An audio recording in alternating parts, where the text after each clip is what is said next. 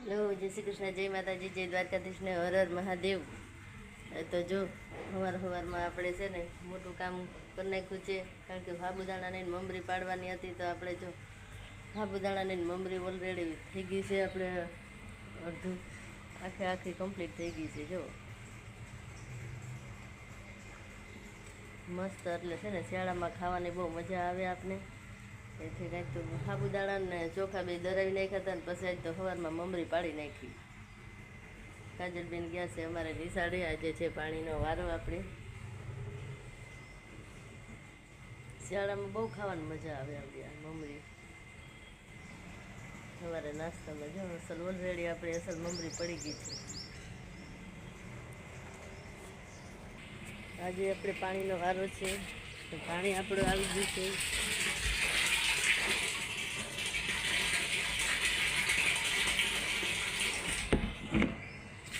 સૂર્યનારાયણ ભગવાનનો જો અસલ મસ્ત નજારો જોવા મળે છે.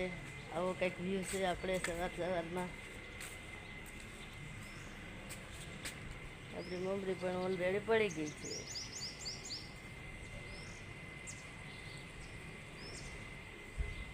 કાજલ કહેતી હતી મમરી પાડ, તો કાલ આજ તો આપણે મમરી પાડી નાખીએ.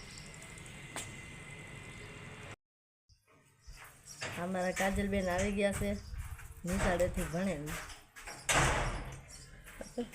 સવારના ગયા તા, જો બેન થાક્યા હેલા આવે છે.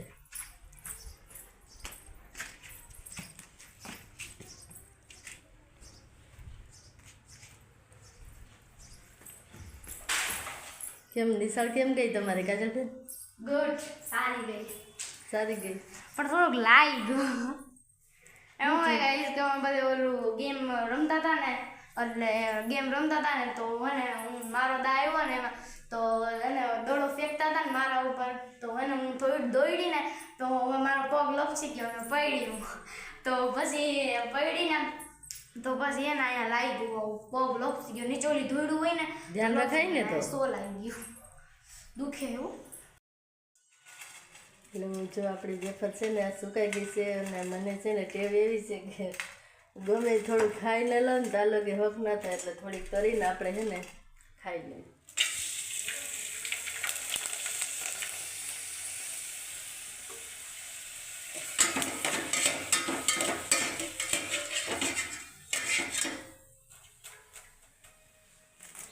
થોડોક ટેસ્ટ તો છે ને આપણે કરવો પડે, એટલે આપણી છે ને આજની મમરી છે આપણે આજે જો તરીને આપણે રેડી કરી નાખી છે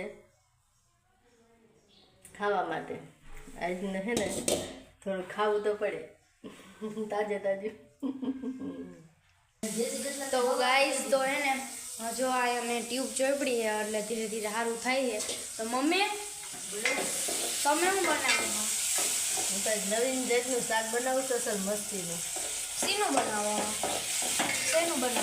જો આ છે ને આપણે જે સેવ ટમેટાનું શાક બનાવવાનું છે ને, એમાં નાખી છે આપણે ડુંગળી, અને એમાં આજે અલગ ટાઈપનું શાક બનાવવાનું છે. તમને ભાવે ને તો બધા બનાવજો, જોઈ લેજો આખું શાક જ આપણું. આ છે ટમેટા અને ડુંગળી આપણે શેળવીએ છે, ખારી પેટ શેળવવાનું આને. પછી જો આમાં છે ને આપણે આદુ, લસણ ને જીરું. આ આપણે બતાવ આદુ અને ચટણીમાં બતાવે. જુઓ ગાઈસ, જો આમાં છે આદુ, લસણ અને જીરું ખાંડીને નાખવાનું, એટલે એની પેસ્ટ બનાવી. હા, એની પેસ્ટ બનાવવાનું. બજારમાં આખા લવિંગ નાખવાનું. પછી આને હારી પેટ આપણે ચડવા દેવાનું. ચટણી એ તું ઠીક છે મમ્મી, પણ ગાઈસ મને એના કંઈક બીજું જોવા મળે. જો આ સિંગ હું પલારી રાખી મમ્મી. હા, હું એમ કહેતી હતી કે આ સિંગ હું પલારી રાખીશ તમે. સિંગે જો એમાં આપણે નાખવાની છે, એટલે તમે બધા ખાજો, બહુ મસ્ત શાક બનશે. એક ગ્લાસ અને આ સેવ ટમેટાનું બનાવવાનું એમ ને? હા, સેવ ટમેટા ડુંગળી. સેવ ટમેટા ને ડુંગળી બે. હા, હાલો હું સેવ ખાઈ લઉં. આમાં સિંગી નાખવી પડે મમ્મી? હા, કેમ નાખવી પડે હે કા ભજીયા અલા, ધાણા ખાવાનું? જીરું નાખવાનું જાજી સિંગ નાખીએ ને એટલે બહુ મસ્ત શાક બની જાય એટલે એવું હોય હા અરે બને તો. પણ આ પલાળવી કેમ બને સીધી ના નાખી દેવાય તો પછી કઠણ જે પોચી ના દે એવું હોય હા તો પછી છે ને એને કઠણ આપણે રાખવી પડે એટલે તો ગાઈસ હવે એના શાક રેડી થવાની તૈયારીમાં હે જો આપણે હવે છે ને સિંગ નાખી દેવાની ઉપર આપણે આ નાખી સિંગ હવે પછી સેવ. હવે આપણે નાખી દેવાની સેવ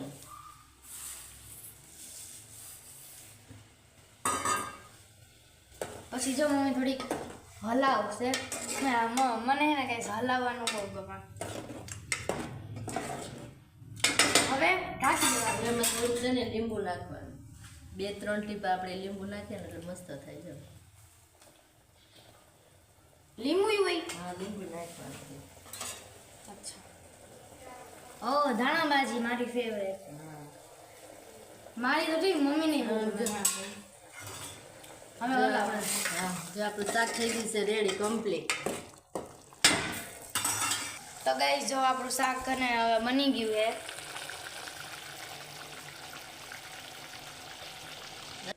તો ગાઈસ આજનો અમારો વિડીયો હતો તમને મારો વિડીયો કેવો લાગ્યો નવી ચેનલમાં હોય તો સબસ્ક્રાઈબ કરી દેજો અને શેર કરજો લાઈક કરજો કમેન્ટ કરજો કે સેવન ટમેટાનું તમને રેસીપી પસંદ આવી હોય તો અને તમે આવી રેસીપી ટ્રાય કરજો મારી મમ્મી એકવાર કરી હતી અને તમારે જે શેર કરી હતી અને મારી મમ્મી આજે જે બનાવી હતી મમરી એ તમે જરીક કેવી બની મને કોમેન્ટમાં કહેજો મેં તો ખાઈ લીધી મને તો બહુ ભાવી મને હે ને એ ભાવે ને વેફર ભાવે તમને વિડીયો પસંદ આવ્યો તો લાઈક કરો કમેન્ટ કરો અને શેર કરો તો આ લાગ્યું એ લોહી મરી ગયા હો બહુ લાગ્યું મને તો એ થઈ જાય તો આજનો મારો વિડીયો તો તમને મારો વિડીયો કેવો લાગ્યો હું આ નવા વર્ગમાં જરૂર મળતી રહીશ ત્યાં સુધી બાય